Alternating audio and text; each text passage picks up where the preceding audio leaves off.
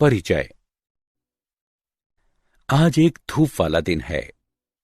विशाल दिन का आनंद लेने के लिए बगीचे में है। अचानक वो एक पुष्प को देखता है और उसे वो पसंद आता है। वो उसे लेने के लिए जैसे ही हाथ बढ़ाता है, लेकिन तुरंत ही अपने हाथ को पीछे खींच लेता है। उसे क्या हुआ? अब चलो थोड़ा पास से देखते हैं। जैसे ही उसने पुष्प के तने को छुआ, उस पर लगा हुआ कांटा उसे चुभ गया तथा संवेदक, जो कि त्वचा के नीचे स्थित होते हैं, उद्दीपन का पता लगाते हैं तथा ये उद्दीपन केंद्रीय तंत्रिका तंत्र को ले जाया जाता है तथा इसकी अनुक्रिया में कंकाल पेशियां सिकुड़ती जाती हैं तथा वो अपना हाथ हटा लेता है। इसलिए इस मॉड्यूल में हम तंत्रिकीय नियंत्रण एवं समन्वय के बारे में जानेंगे।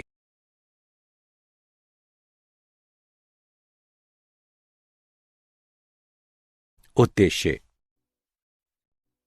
इस पाठ के अंत में आप निम्न करने में सक्षम हो जाएंगे: मानव के तंत्रिकीय तंत्र को परिभाषित करना, तंत्रिक कोशिका यानी न्यूरॉन की संरचना तथा कार्य का वर्णन करना, तंत्रिका आवेगों की उत्पत्ति एवं संचरण का वर्णन करना, आवेगों के संचरण का वर्णन करना, केंद्रीय तंत्रिका तंत्र की व्याख्या करना, प्रतिवर्ती क्रिया तथा प्रतिवर्ती चाप का वर्णन करना, मानव नेत्र तथा मानव कर्ण की संरचना तथा कारिकी का वर्णन करना।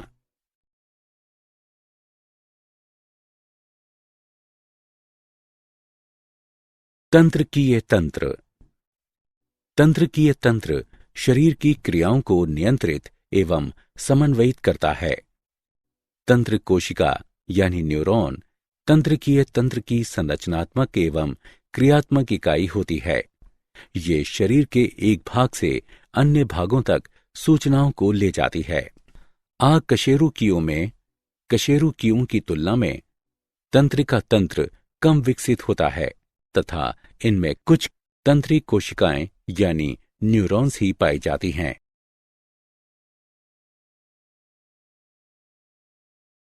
मानव तंत्रिका तंत्र। मानव का तंत्रिका तंत्र दो भागों में विभाजित होता है: केंद्रीय तंत्रिका तंत्र और परिधीय तंत्रिका तंत्र। केंद्रीय तंत्रिका तंत्र के अंतर्गत मस्तिष्क तथा मेरुरज्जु सम्मिलित हैं। परिधीय तंत्रिका तंत्र के अंतर्गत कपाल तंत्रिकाएं तथा मेरु तंत्रिकाएं आती हैं। तंत्रिका तंतु दो प्रकार के होते हैं: संवेदी या अभिवाही तंतु एवं चालक या प्रेरक या अपवाही तंतु। संवेदी या अभिवाही तंतु, ये तंतु उद्दीपनों को ऊतकों या अंगों जैसे संवेदी अंगों से केंद्रीय तंत्रिका तंत्र तक ले जाते हैं। चालक या प्रेरक या अपवाही तंतु, ये तंतु उद्दीपनों को केंद्रीय तंत्रिका तंत्र से ऊतकों या अंगों तक ले जाते हैं।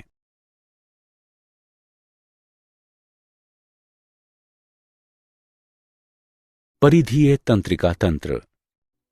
परिधीय तंत्रिका तंत्र दो भागों में विभाजित होता है: कायिक तंत्रिका तंत्र तथा स्वायत्त तंत्रिका तंत्र। कायिक तंत्रिका तंत्र उद्दीपनों को केंद्रीय तंत्रिका तंत्र से ऐच्छिक अंगों तक ले जाता है, जबकि स्वायत्त तंत्रिका तंत्र उद्दीपनों को तंत्रिका तंत्र से अनैच्छिक अंगों जैसे हृदय पेशियों तक ले जाता है। स्वायत्त तंत्रिका तंत्र पुनः दो भागों यानी अनुकंपी तंत्रिका तंत्र और परानुकंपी तंत्रिका तंत्र में वर्गीकृत किया गया है। परानुकंपी भाग कुछ कार्यों जैसे हृदय दर कम करना, प्यूपिल का निर्माण करना आदि को नियंत्रित करता है, जबकि अनुकंपी भाग इसके विपरीत प्रभाव जैसे हृदय दर बढ़ाना आदि दर्शाता है।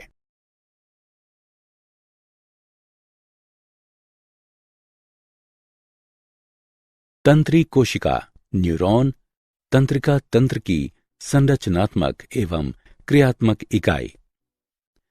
एक तंत्री कोशिका यानी न्यूरॉन के 3 मुख्य भाग होते हैं, कोशिका काय, दुम्राक्ष एवं तंत्रिकाक्ष। ये विशेषीकृत कोशिकाएं सूचनाओं को ग्रहण तथा उन्हें संवहित करने के लिए उत्तरदायी होती हैं। कोशिका काय में कोशिका द्रव्य और प्रारूपिक कोशिकांग और विशेष दानेदार अंगक निसेल ग्रेन्यूल पाए जाते हैं। दुम्राक्ष कोशिका काय से प्रवर्धित होते हैं। वे ग्राहियों तथा कई अन्य तंत्रिक कोशिकाओं यानी न्यूरॉनों से तंत्रिकीय आवेगों को ग्रहण करते हैं तथा इन आवेगों को कोशिका काय की तरफ संवहित करते हैं।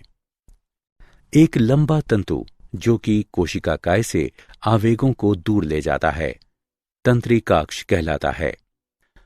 प्रत्येक तंत्रिकाक्ष के सिरे पर एक बल्ब सदृश संरचना जिसे सिनेप्टी पुटिका कहते हैं पाई जाती है, जिस पर न्यूरोट्रांसमीटर्स पाए जाते हैं।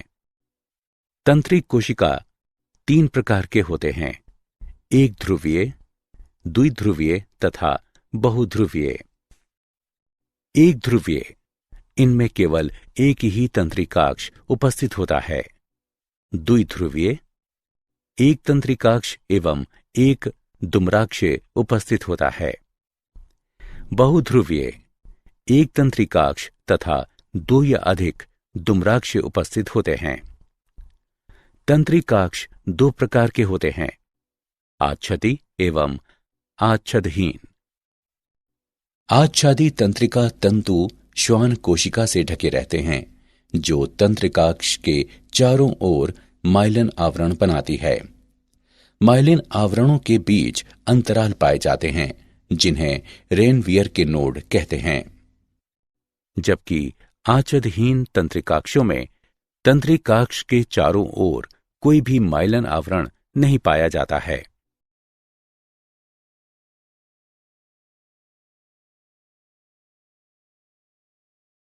तंत्रिका आवेगों की उत्पत्ति एवं संचरण।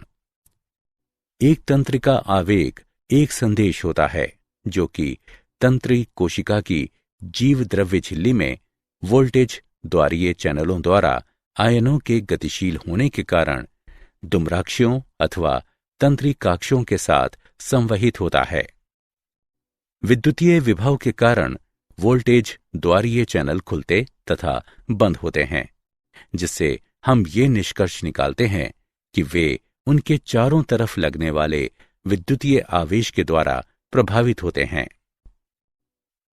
जब तंत्रिक कोशिका न्यूरॉन विरामावस्था में होता है तो कोशिका के अंदर तथा बाहर आवेश अंतर बना रहता है।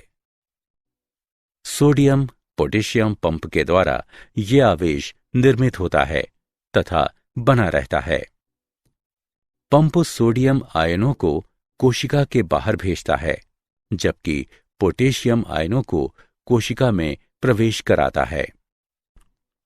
जबकि अन्य चैनल कुछ पोटेशियम आयनों के प्रवाह को वापस कोशिका में भेजते हैं, जहां कि सोडियम आयन खोए हुए धनात्मक आवेशों को आसानी से प्रतिस्थापित नहीं कर सकते हैं।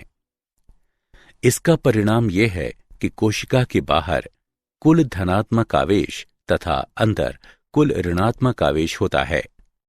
कोशिका के अंदर तथा बाहर आवेश में अंतर विराम कला विभव कहलाता है। अब जब कोई उद्दीपन दुम्राक्ष पर जीव द्रव्य झिल्ली के साथ छेड़छाड़ करता है, एक तंत्रिका उद्दीपन प्रारंभ होता है, जिससे सोडियम चैनल खुलता है। सोडियम आयन कोशिका में बहने लगते हैं तथा उस स्थान पर आवेश में अंतर को कम करते हैं। यदि आवेश अधिक होता है तो ये अन्य वोल्टेज द्वारीय सोडियम चैनल को इसके पास खोल देता है। जैसे ही कोशिका में कई सोडियम आयनों का संचरण होता है तो वो स्थान झिल्ली को विध्रुवीकरण बनाता है तथा कोशिका के भीतर कुल धनात्मक आवेश तथा कोशिका के बाहर कुल ऋणात्मक आवेश पाया जाता है।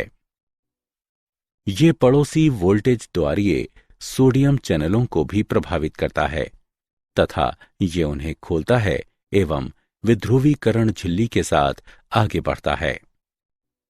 क्रियात्मक विभव के पीछे बदलाव विराम कला झिल्ली विभव को पुनः स्थापित करते हैं।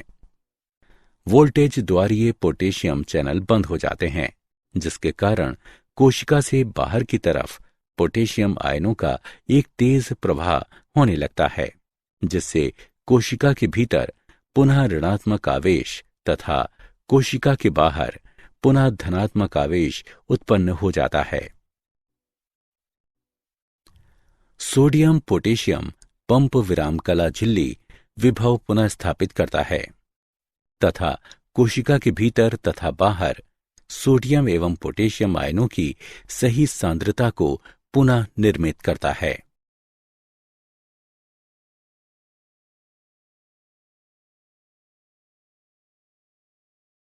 आवेगों का संचरण। दो तंत्री कोशिकाओं यानी न्यूरॉनों के मध्य एक संकेत को संचारित करने के लिए एक वैद्युतीय उद्दीपन एक सिनेप्स के ऊपर संवहित होना चाहिए। सिनेप्स एक संधि है जिसके द्वारा एक उद्दीपन एक तंत्रिकाक्ष सिरे से एक तंत्रिक कोशिका यानी न्यूरॉन तक जाता है। ये पूर्व सिनेप्टिक तथा पश्च सिनेप्टिक तंत्रिक कोशिका द्वारा बना होता है। जैसे ही क्रियात्मक विभव नीचे तंत्रिकाक्ष की तरफ जाता है तथा ये तंत्रिकाक्ष सिरे तक पहुंचता है, कैल्शियम चैनल खुल जाते हैं, जिससे कैल्शियम आयन तंत्रिक कोशिका में चले जाते हैं।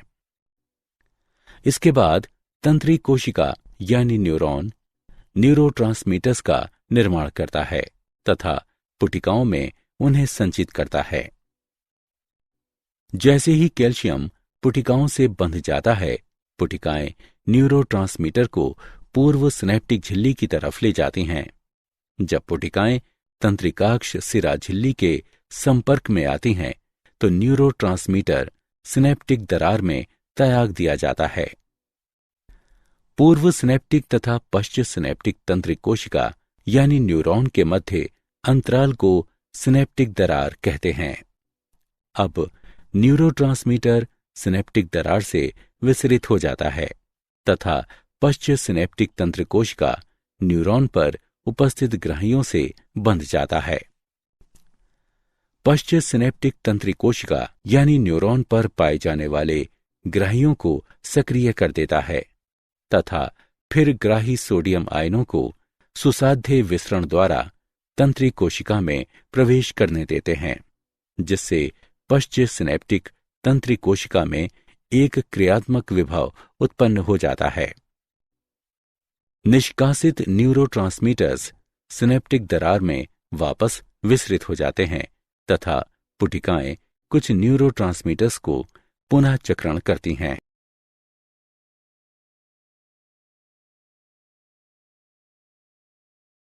केंद्रीय तंत्रिका तंत्र।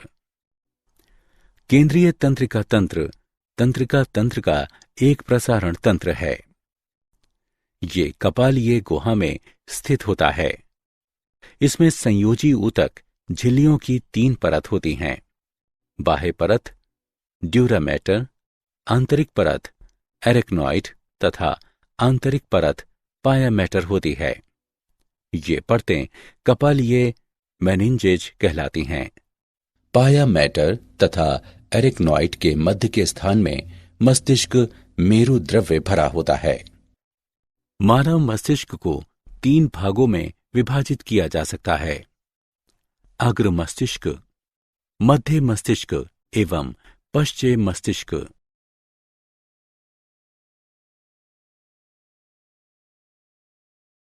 अग्र मस्तिष्क। अग्र मस्तिष्क मानव मस्तिष्क का सबसे अग्र तथा मुख्य भाग है। ये सेरिब्रम, थैलेमस तथा हाइपोथैलेमस से बना होता है। प्रमस्तिष्क बलकुट अग्र मस्तिष्क की पतली बाह्य परत बनाती है, जिसे प्रामस्तिष्क यानी सेरिब्रम कहते हैं, जिसे प्रामस्तिष्क दो भागों में बाईं तथा दाईं तरफ विभक्त होता है, जिसे प्रामस्तिष्क गोलार्ध कहते हैं।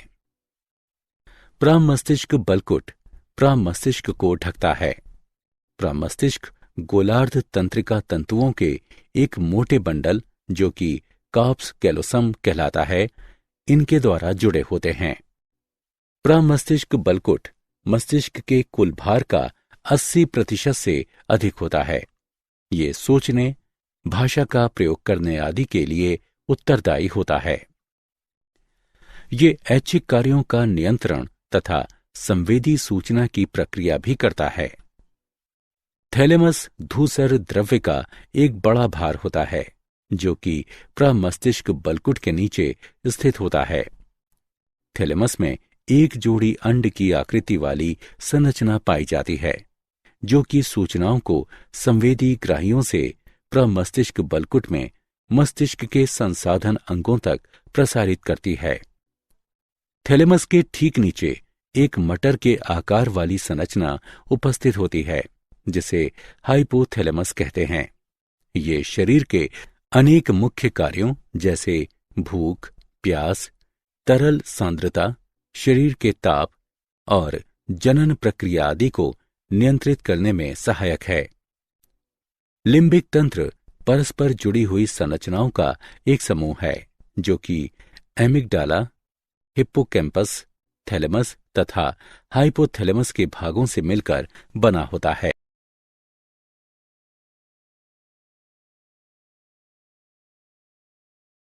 मध्य मस्तिष्क मध्य मस्तिष्क पश्चिम मस्तिष्क के ऊपर स्थित होता है। इसमें तंत्रिका मार्ग पाया जाता है, जो कि अग्र मस्तिष्क से जुड़ा होता है। मध्य मस्तिष्क नेत्र पेशियों की स्वतः गतियों में एक महत्वपूर्ण भूमिका निभाता है। मध्य मस्तिष्क के भाग मस्तिष्क स्तंभ का निर्माण करते हैं। रेटिकुलर निर्माण तंत्रिक कोशिका का जाल होता है, जो कि पश्चिम मस्तिष्क से निकलता है। मध्य मस्तिष्क से होता हुआ प्रमस्तिष्क में थैलेमस तक गुजरता है। ये ध्यान, सजगता तथा लैंगिक उत्तेजना को नियंत्रित करने में महत्वपूर्ण भूमिका निभाता है।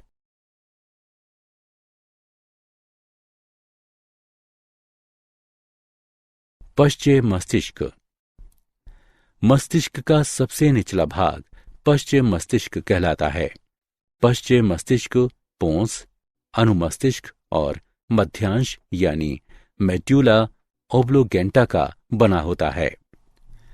मध्यांश तथा पोस में संवेदी तंत्रिक कोशिकाएं यानी न्यूरॉन्स पाई जाती हैं, जो कि सूचनाओं को मेरुरज्जु से अग्र मस्तिष्क तक संवहित करते हैं। मध्यांश जीवन के दैनिक कार्यों जैसे हृदय स्पंदन तथा श्वसन को नियंत्रित करता है। पोन्स निद्रा तथा जागने की दशा को नियंत्रित करता है।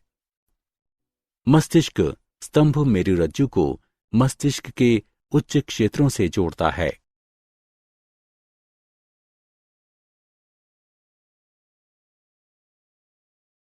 प्रतिवर्ती क्रिया तथा प्रतिवर्ती चाप। प्रतिवर्ती क्रिया तंत्रिका तंत्र द्वारा एक उद्दीपन के प्रति एक त्वरित प्रतिक्रिया होती है। मानव में किसी गर्म वस्तु को छूने पर हाथ को झटके से हटा लेना प्रतिवर्ती क्रिया का एक उदाहरण है। जब घुटने के ठीक नीचे कंडरा पर आघात होने पर टांगों का सीधा होना इसका एक अन्य उदाहरण है। चलो अब प्रतिवर्ती चाप का विस्तार से परीक्षण करते हैं। पहले त्वचा के विशेषीकृत संवेदी तंतु दर्द वाले उद्दीपन का पता लगाते हैं तथा इस सूचना को मेरुरज्जु में तंत्रिका कोशिकाओं को भेजते हैं। ये सूचना एकल संवेदी तंत्रिक कोशिका द्वारा ग्रहण की जाती है। संवेदी तंतु मेरुरज्जु तथा मेरुरज्जु के अंदर अंतःतंत्रिका कोशिका यानी न्यूरॉन के ऊपर सिनेप्स में प्रवेश करते हैं। ये अंतःतंत्री कोशिका यानी न्यूरॉन चालक न्यूरॉनों के ऊपर सिनेप्स को भेजते हैं, जिससे कंकालीय कोशिकाएं नियंत्रित होती हैं। भुजा में सामने की तरफ स्थित लचीली कोशिकाएं संकुचन के लिए निर्देशित करती हैं, जबकि भुजा में पीछे की तरफ स्थित बाह्य पेशियां शिथिलन के लिए निर्देशित करती हैं। चालक न्यूरॉनों के उत्तेजना तथा अन्य के अवरोधन द्वारा अंतःतंत्री कोशिकाएं पेशी जोड़े को नियंत्रित करते हैं।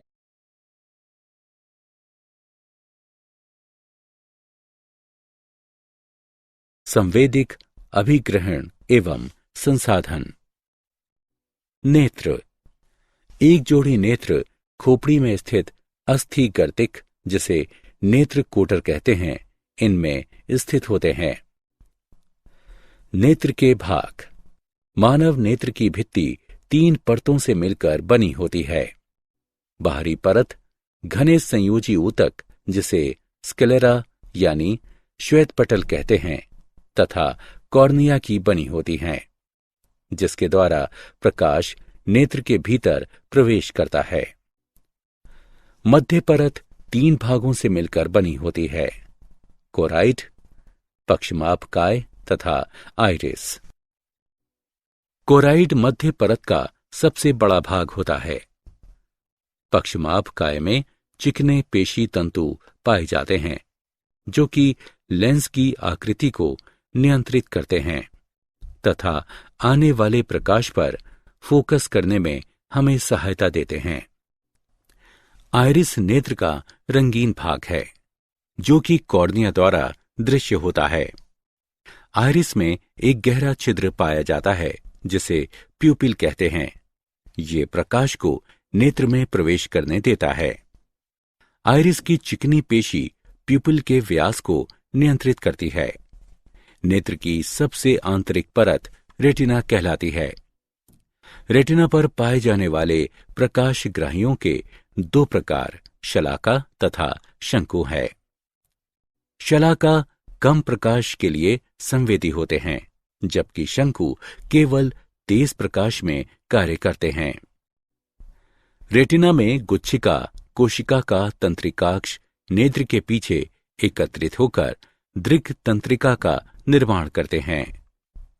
इस क्षेत्र में कोई भी प्रकाशग्राही उपस्थित नहीं होता है। ये प्रकाश के प्रति असंवेदनशील होता है, अतः इसे अंध बिंदु कहते हैं। रेटिना के मैक्यूला में एक छोटा गर्त स्थित होता है, जिसे फोविया कहते हैं। ये फोविया पर उपस्थित लगभग सभी शंकुओं को स्पष्ट दृष्टि प्रदान करता है। कॉर्निया और लेंस के बीच की दूरी को एक्वस चैम्बर यानी जलीय कोष्ठ कहते हैं, जिसमें पतला जलीय द्रव नेत्रोद होता है। लेंस और रेटिना के बीच के रिक्त स्थान को कचाभ यानी द्रव कोष्ठ कहते हैं, और ये पारदर्शी द्रव कचाभ द्रव कहलाता है।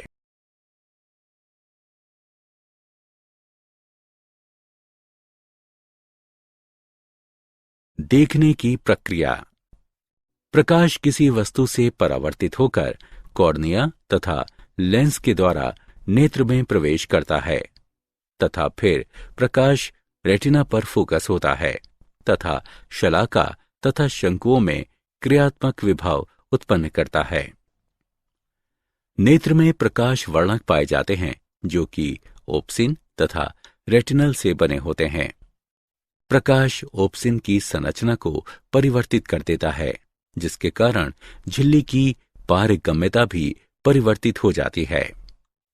इसके परिणाम स्वरूप विभवांतर प्रकाशग्राही कोशिका में संचरित होती है तथा एक संकेत की उत्पत्ति होती है, जो कि गुच्छिका कोशिकाओं में द्विध्रुवीय कोशिकाओं द्वारा सक्रिय कोशिका विभव उत्पन्न करता है। इन सक्रिय विभव के आवेगों को दृक् तंत्रिका द्वारा मस्तिष्क के दृष्टि वल्कुट क्षेत्र में भेजा जाता है। वल्कुट में आवेगों का विश्लेषण होता है तथा रेटिना पर छवि का निर्माण होता है।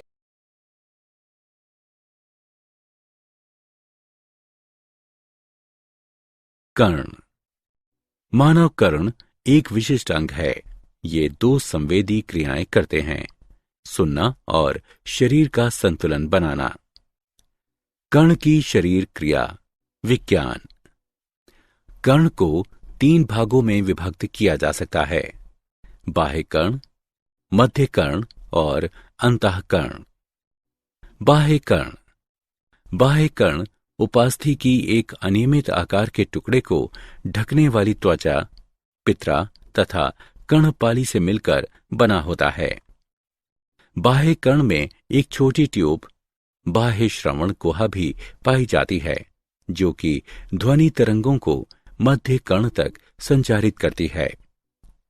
बाह्य श्रवण गुहा त्वचा द्वारा आस्तरित होती है, जिसमें स्वेद ग्रंथियां पाई जाती हैं, जो कि कर्ण मोम का निर्माण करती हैं। कर्ण मोम में बाह्य कण फंसे होते हैं तथा इसमें एक प्राकृतिक प्रतिजैविक पदार्थ पाया जाता है, जो कि कर्ण संक्रमण को कम करने में सहायता करता है। मध्य कर्ण। मध्य कर्ण कपाल के भीतर स्थित होता है। कर्णपटह झिल्ली मध्य श्रवण गुहा को बाह्य श्रवण गुहा से भिन्न करती है। मध्य कर्ण 3 अस्थिकाओं से बना होता है, जिन्हें मेलियस, इंकस और स्टेपीस कहते हैं। स्टेपीस कोल्किया की अंडाकार खिड़की से जुड़ी होती है। यूस्टेकियन नलिका मध्य कर्ण गुहा को फेरिक्स से जोड़ती है। यूस्टेकियन नलिका कर्ण पटह के दोनों ओर दाब को समान रखती है।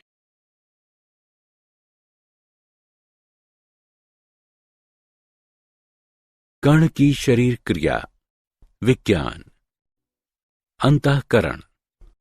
द्रव से भरा अंतःकरण लेब्रिथ कहलाता है, जो कि अस्थिल और झिल्लीनुमा लेब्रिथ से बना होता है। अस्थिल लेब्रिथ वाहिकाओं की एक श्रृंखला होती है। इन वाहिकाओं के भीतर झिल्लीनुमा लेब्रिथ होता है, जो कि परिलसिका द्रव से घिरा रहता है, किंतु झिल्लीनुमा लेब्रिंथ एंडोलिम्फ नामक द्रव से भरा रहता है।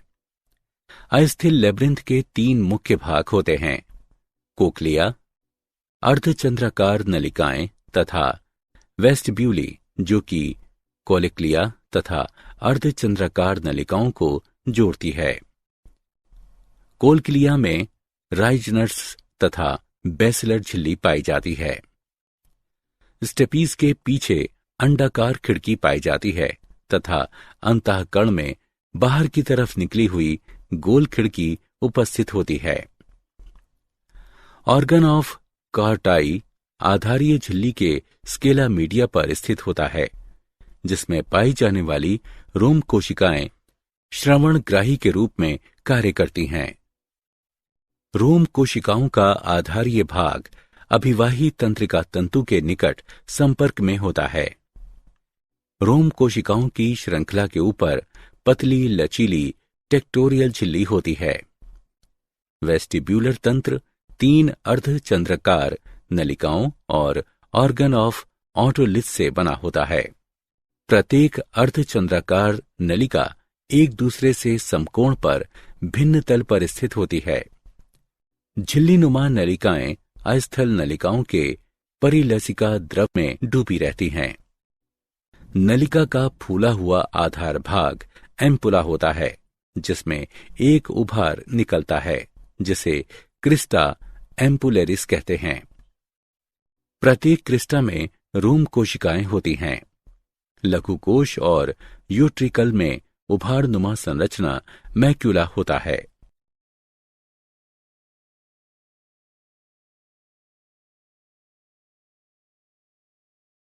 श्रवण की क्रिया। ध्वनि तरंगे बाह्य कर्ण द्वारा प्रवेश करती हैं तथा कर्णपटे तक पहुंचती हैं।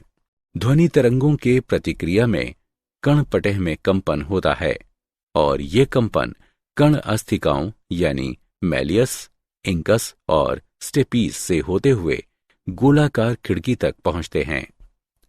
गोलाकार खिड़की से कंपन कोक्लिया में भरे द्रव तक पहुंचते हैं, जहां वे लिम्फ में तरंगे उत्पन्न करते हैं।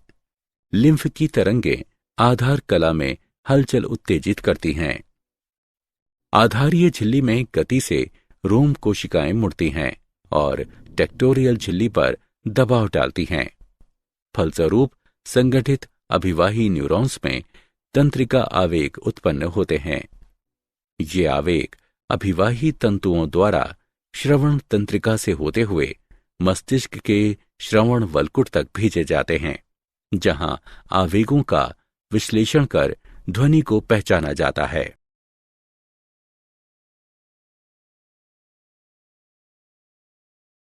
क्या आप जानते हैं, मेलियस, इंकस तथा स्टेपीस मानव शरीर की सबसे छोटी अस्थियां होती हैं तथा जन्म के समय ही ये पूर्ण आकार की होती हैं।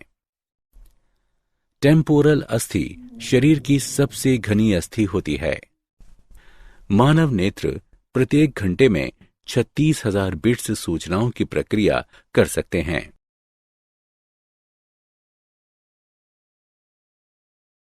सारांश। आइए हमने जो कुछ सीखा है उसे संक्षेप में दोहराएं। तंत्रिका तंत्र शरीर की क्रियाओं का नियंत्रण एवं समन्वयन करता है। मानव तंत्रिका तंत्र दो भागों, केंद्रीय तथा परिधीय तंत्रिका तंत्र से मिलकर बना होता है। केंद्रीय तंत्रिका तंत्र को मस्तिष्क तथा मेरुरज्जु में विभाजित किया जा सकता है, जबकि परिधीय तंत्रिका तंत्र को कायिक तंत्रिका तंत्र तथा स्वायत्त तंत्रिका तंत्र में विभाजित किया जा सकता है। तंत्रिक कोशिका यानी न्यूरॉन के मुख्य भाग तंत्रिका काय, दुम्राक्ष तथा तंत्रिकाक्ष हैं। तंत्रिका आवेग एक संदेश होता है जो कि तंत्रिक कोशिका के दुम्राक्षों एवं तंत्रिकाक्षों के साथ संचरण करता है। दो तंत्रिक कोशिकाओं के मध्य एक संदेश के संचरण के लिए सिनेप्स के ऊपर एक वैद्युतीय आवेग का संचरण अवश्य होना चाहिए। मानव मस्तिष्क को अग्र मस्तिष्क, मध्य मस्तिष्क एवं पश्चिम मस्तिष्क में विभाजित किया जा सकता है।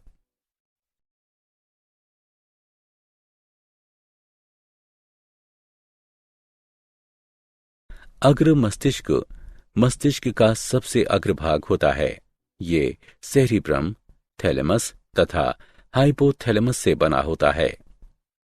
पश्चिम मस्तिष्क पोन्स, अनुमस्तिष्क और मध्यांश यानी मेड्यूला ओब्लोगेंटा का बना होता है।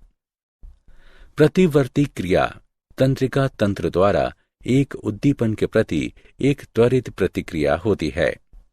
मानव नेत्र तथा मानव कर्ण संवेदी अंग होते हैं।